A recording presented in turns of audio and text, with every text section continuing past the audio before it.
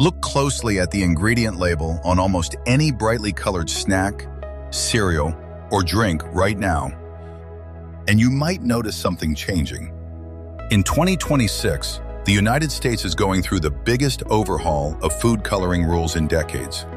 Here are 5 ingredients being phased out of grocery store shelves this year and why it's happening now.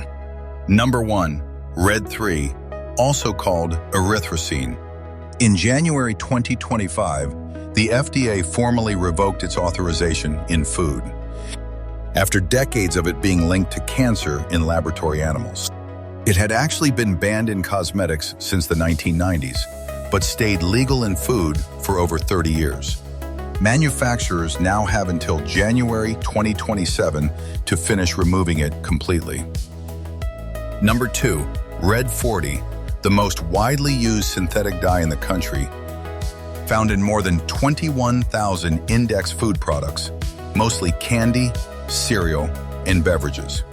In April 2025, the FDA and Department of Health and Human Services announced a voluntary phase-out target for Red 40 and 5 other synthetic dyes, aiming to remove them from the food supply by the end of 2026. Numbers 3 through 5, Yellow 5, Yellow 6, and Blue 1, 3 more petroleum-based dyes included in the same 2026 phase-out target. Unlike Red 3, this isn't a formal legal ban.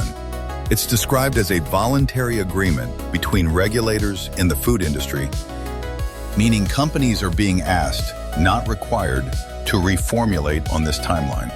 Many of these same dyes have already been banned or required warning labels in Europe and Canada for years. Food companies preparing for the shift are increasingly turning to natural colorants instead, like turmeric, spirulina, and beet extract, ingredients you might start seeing listed on labels far more often over the next year.